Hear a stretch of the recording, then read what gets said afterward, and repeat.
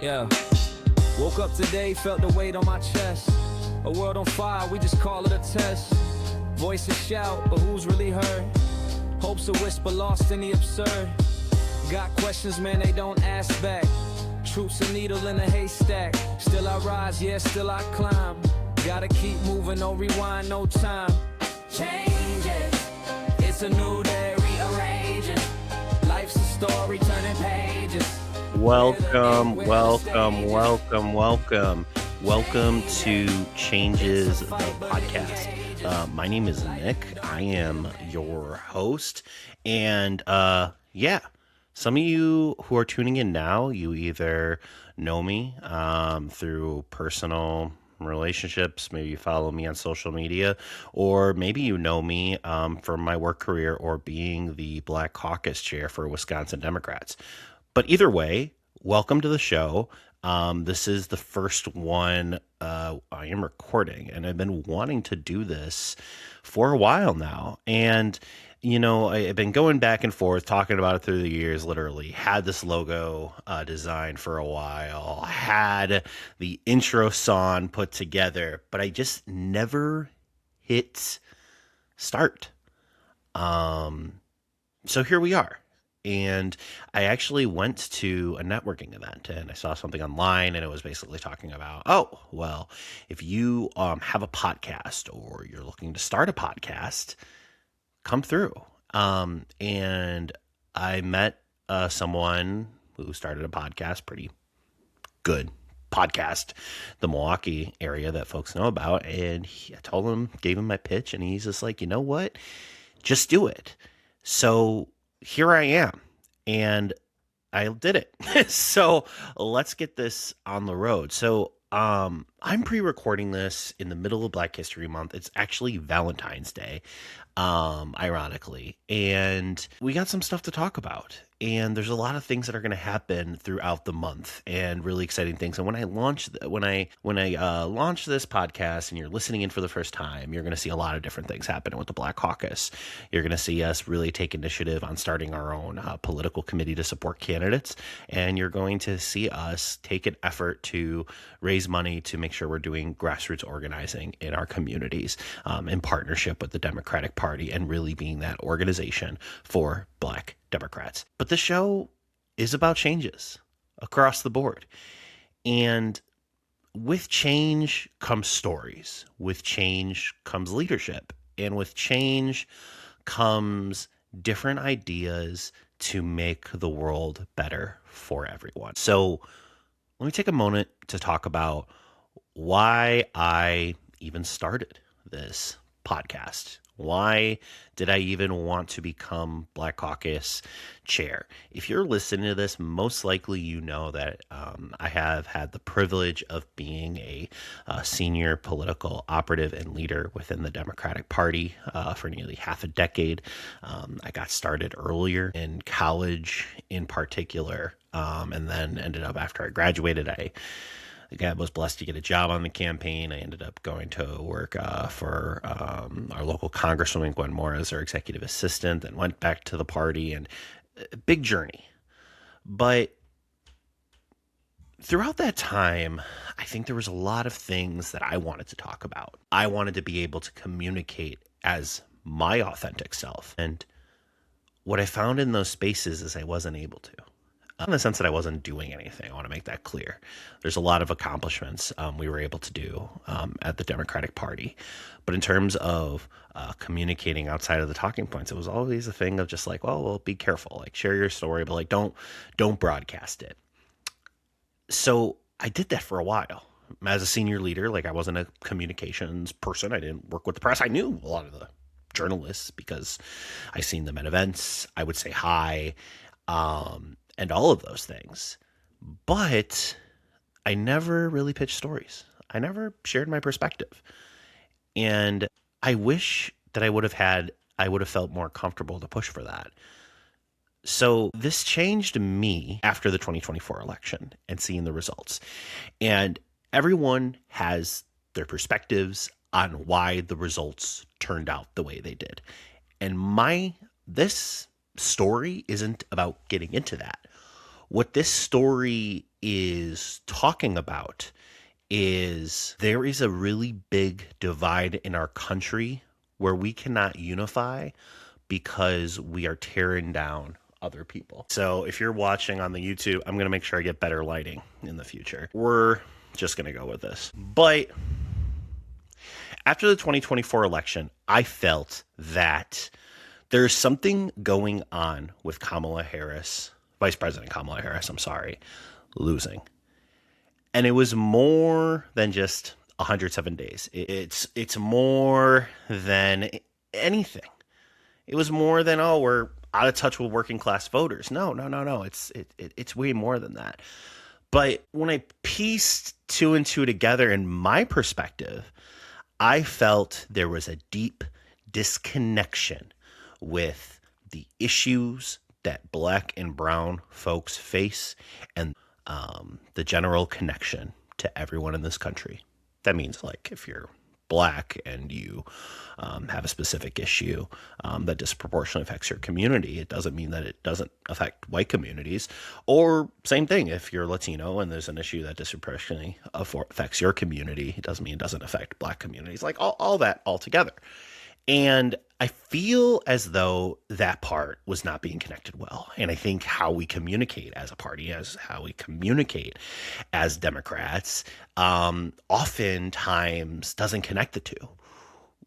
In my experience, like as a campaign operative, I felt that we only wanted to uplift Black voices when it's a Black issue, when it's Black History Month, Juneteenth. Someone said something racist. And that's not saying that's a bad thing.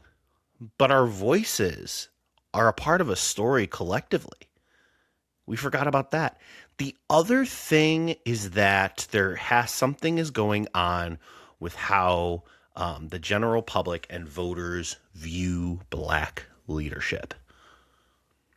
And the reason for that is I believe, in my experience at the Democratic Party of Wisconsin, as a senior leader, we collectively elected hundreds of Democrats across the state, from local office, like from your school boards to county board officers and the courthouse, common councils, state legislators, statewide offices, the whole shebang. Wisconsin is a very diverse state, but it is a majority white state. Yet we have elected Black Democrats in every congressional district.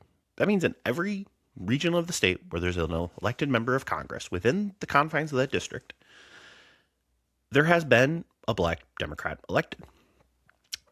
So for me, it isn't that being Black, it means you can't win in a majority white state. It doesn't mean that's the case at all. But something was up.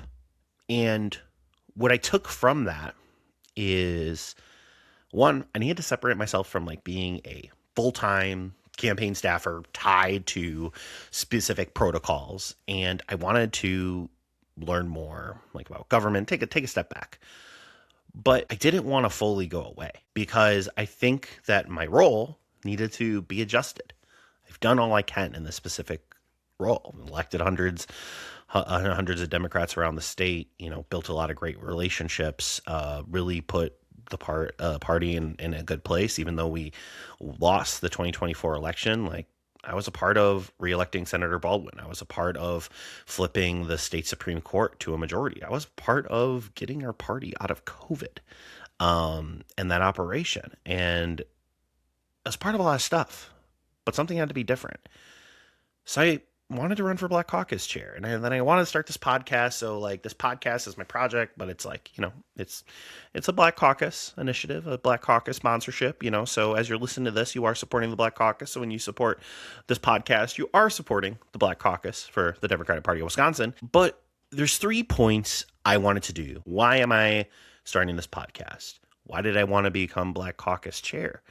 And that all ties into the goals of this. But before I get to these 3 things, I want to talk to you about why do I believe the best format is through the Black Caucus to not only bridge the divide that clearly exists in our country and is not getting better with the current leadership we have in Washington, but why do I feel this is the mechanism?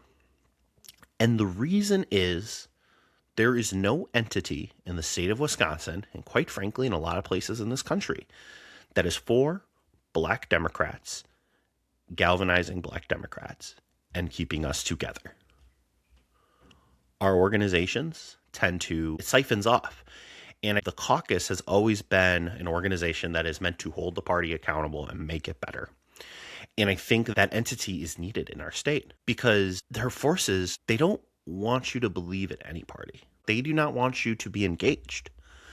And I wasn't going to talk about this, but now that I'm here, I want to talk about efforts from the conservatives, because oftentimes people want to talk about, oh, well, what is the Democratic Party doing? Well, the Democratic Party is doing a lot, but I'm just going to go down this hole. There's a concerted effort to basically say Democrats ain't shit. Democrats are not helping anyone, but particularly when it comes to the Black community and African American community, they want to create distrust within our community. So we either don't turn out and vote, we lose faith in the Democratic Party, and then the alternative is nothing. It's just that you don't vote. It's just that you let these far right-wing conservatives get in, and you just stay mad. And what that does is it limits our power. And I never really understood this, because an example of this is Turning Point. Turning Point has this program called Blexit, which is all about, getting Democrats to leave the Democratic Party.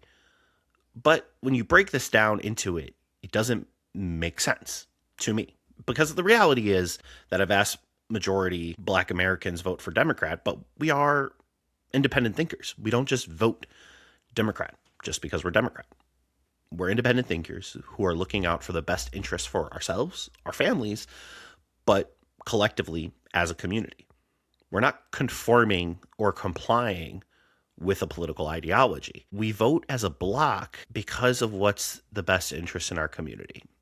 It entitles our families and other things, but we have a strong sense of community. If you look at like local elections, and specifically ones that are nonpartisan elections that don't have a party affiliate to it, it is on the individual. And what we look at, and what you look at generally when you vote for these elections, is what is that individual doing to address the systematic issues occurring in our communities during that time. The same thing is the case when it comes to partisan elections. However, the only difference is that there's Republicans and conservatives. They themselves don't have the interest of our community when it comes down to it. And the Blexit movement is a prime example of it. Right now, the Republicans and conservatives have control of the White House, Senate, and the House of Representatives. And to be honest, how are Black folks, and just anyone generally, but right now, how are Black folks benefiting from this effort after more Black folks did vote for President Trump? We still have over 80% of the vote that went to Kamala Harris, but it increased. So what are they doing? The answer is they're not doing anything. None of Trump's top cabinet appointments are Black. So despite having political allies who are Black, and what you see in the Blexit movement, and also are qualified to lead, these Republicans didn't put any of them in charge. And respectfully, I think some of them are way more qualified than Pete Hegseth was to lead the Department of Defense. But then this is what they also did. They then cut the size of government from all different programs, from Doge and Elon Musk. And I understand that small government is a very big portion of the conservative thought and governing. So they want to shrink the size of government. But the number one employer of African Americans in this country is the federal government. Black Americans, whether it's after college or they work their way up through the system, work for the federal government. In a large deal of programs, from the military to civil service to the administration of environmental disasters, Black folks serve this country.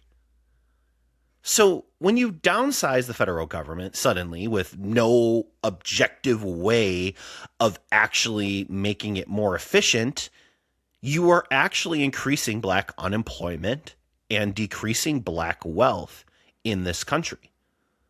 The next thing conservatives are attacking is diversity, equity, inclusion. Now, I want to empathize a little bit because I have empathy. I like to think my mom and my faith as a Christian taught me to have empathy, even though maybe folks don't share it for me. I do empathize that with some Black conservatives, how particularly liberals have basically made it seem that DEI means that you get a job based on your color or your sex, which is not true, but it impacts us as a community because as a Black man, I do not want something getting handed to me because I'm Black. I do want to get it to be earned because I earned it and I worked for it. But diversity, equity, and inclusion programs were never about giving us something just because of the color of our skin. It was about giving us access and a door to possibility that we can open ourselves and walk through. Because the door was never there to begin with, or people just didn't want to tell us where the entrance was. So this attack on diversity, equity, inclusion that Republicans are doing after winning all three branches of government basically put back in old practices that they used to keep us out of jobs, that didn't allow us to get economic assistance. We needed to go to college to get some of these opportunities. So when you take away diversity, equity, inclusion, it doesn't just close the door. It removes the entire door frame and holds itself from our path in our communities. So if there's no door to go through, how can we make our communities better? That's what diversity, equity, inclusion did. And the last thing I'll say about this, and the reason why I'm getting into this is going to the why and the goals of this podcast, what I'm trying to do with this, and like as chair of the Black Caucus, is that the other thing this administration is doing is they're trying to erase the legacy and history of civil and voting rights acts and things prior. These were legislations meant to keep our community as a whole to be able to live independently as equals in America, so that we could be independently politically as a community in our country. But under Trump and conservative leadership of the federal government, which they have full control over, they are actively displacing and trying to erase these policies. And they are weaponizing them as we speak to try to punish Black communities. So with that being said, I understand where some folks are coming from. And when I use Blexit as an example, I understand there's some core aspect of it. That, we believe in God. We believe in family values. Like I do too. But the outcomes that they are producing when they try to get us away from the Democratic Party, it doesn't make anything better. It makes it worse. And people want to make it seem that if we follow, which is basically either don't vote for Democrats or vote for conservatives or try to start a political party, which doesn't have, which you're starting from scratch and in the ecosystem is hard to do, you're thinking you're going to be independent. But the people in charge right now, because of this messaging and what they're trying to do to our community generally, but these people are literally advocating to take away our economic mobility and limiting it. And people who are successful in our community, they are also attacking them.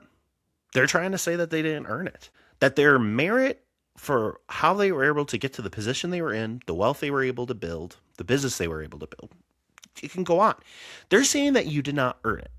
They're saying that you got it because you were Black. And it is insulting. They are using very old prejudice norms that are saying that Black folks can't do certain positions. That's what Republicans are saying. And I think there's a lot of that occurs in this world. And what's really scary right now is when we're seeing these attacks on diversity, equity, and inclusion about just having opportunity. So regardless of who you are, no matter how much money you have, no matter what your religion is, no matter what your color is, no matter if you're a man, a woman, or of a different identity, trans, etc., you have an opportunity to live your American dream, that you get a shot, that you're not left from the table. But they're taking that away. But that is why the Black Caucus, and also just with this podcast, I want to fight back. And what this goes, and this goes back to my 3 goals of this podcast and just the work of our caucus generally, and I think it overlaps, is 1, we need to normalize Black leadership in all spaces, because we want to make our communities better just like everyone else, regardless of who you are, what your background is. And yes, electing Black leadership matters, so it's more reflective of America. Like it's great if you live in a majority Black community that you have Black representation. That's really important. But normalizing leadership, as in we are Americans, we are being treated equally. We're not being viewed at as some type of token, or that we're only in the position because we're Black. No, we are in this position because we care about this country, we have the merits to serve this country, and we have the best interests of the people, of everyone. The next thing is we need to highlight the work that Democrats are actually doing and delivering in communities. Oftentimes, political pundits really want to focus on the mainstream issues that are going on. But what always happens is there's this narrative that Democrats aren't doing anything. But the thing is, they are. At the local level, they are doing a lot of great things. At the state level, they're being innovative to see what things can get done based on the structures that are in place. But that doesn't get highlighted. And especially when it comes to Black elected Democrats, they fly under the radar because they don't always get the media coverage. They don't always get highlighted. They don't get the chance to always share their story. So as a party and in this platform, want to be able to do that. But the biggest thing of it all is I want to demonstrate how issues that affect Black voters and other groups, it impacts us all collectively. So that means when we look at the statistics where we're talking about the literacy rates in Wisconsin and how the rates among Black children are worse, or when we're looking at maternal health amongst Black women in our state, you see these numbers and it's just like, well, it's higher for Black folks, and we need to solve these issues. But just because we are focusing on literacy rates among Black children does not mean that we're taking away resources for other kids. And when we actually improve literacy rates, and you see that improvement in Black children, it also impacts white children positively as well. And that is the thing that we need to make sure we're connecting the dots, because we need to be able to connect with people around the state, where my experience as someone in Milwaukee that I might have, it will probably look very different from somewhere in rural Wisconsin or up in Eau Claire or Brown County. But a lot of the issues is the same. There was this clip from Senator Dora Drake, who, when she was talking on a Spectrum and Focus interview, they asked her, like, hey, so what are some of the difference that you're hearing on the statewide tour that the Legislative Black Caucus did? And she was like, no, because in her district and in Milwaukee, we're seeing a lot of grocery store closures. And what that means is that people will have less access to healthy food options. And that is a big issue. And the truth is, a lot of areas in the state may have that same issue that just looks different. And in a rural, in other communities, it could be that their nearest grocery store is 20 miles away.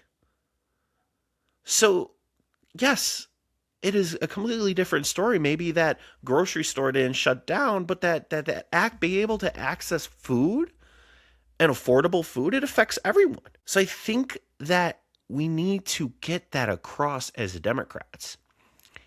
And I want you to remember this. As Black Caucus Chair, you're going to see me and listen to me bring on different voices that are Black leaders in our communities that represent all diverse communities across this, and also not majority Black communities. And when you hear their stories and you hear what they're working on, I want you to take away that this show, even though it centers Black voices, it does not take away from anyone else. That this show is actually for everyone. This affects everyone.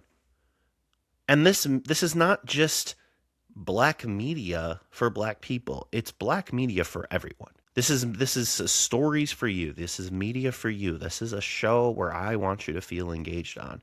And maybe there's some issues that you can bring up, and we can talk about it on the show. But what you can expect from us in the show is you can expect us to talk about candidates who are running for office, talk about legislators and leaders putting in work in their communities. I'm hoping that we can get some of our governor candidates on the show. The other thing you're going to hear about is how Republican efforts are just trying to divide our country to conceal the neglect that they have for the people of Wisconsin. There's tons of constitutional amendments on the ballot, but one in particular would basically ban anti-discrimination programs. It would allow discrimination to occur by saying that when you provide justice for when discrimination occurs, that's preferential treatment. And we're going to get into that in another show, because I already am, we're crossing the 30-minute mark. But you're also going to see a coordinated effort for us to support and elect Black leadership and those who share our values. And then I'm going to close by this. I want to recognize, as I'm creating this content, that I'm not a journalist, but I'm going to do my best to make sure that I present all of the facts. And if I'm wrong about something, I will commit to you that I'm going to own up to it, because I want to make sure that you're getting the best information possible. I want you to see the value in these stories. And as soon as I mislead you, I'm doing you a disservice. So remember this, as we close out and you hear this right after, probably around the end of the month. So if you're listening to this now, it's probably the end of February or early March. Just know that we're all in this together. And no matter what we talk about, even though we live in different communities, we have different life experiences, and we may be in different stages of our lives, a lot of these issues that we talk about affect us in some way. And at the end of the day, what I, as chair of the Black Caucus, but also on this podcast I'm putting together, want you to know and always remember is that when we do better, we all do better. Until next time, everyone, I'll talk to you soon, and you can hear the rest of this awesome song. It's a new day, rearranges. Life's a story, turning pages. We're the ink, we're the stages. Changes. It's a fight, but it engages. Light and dark, it amazes.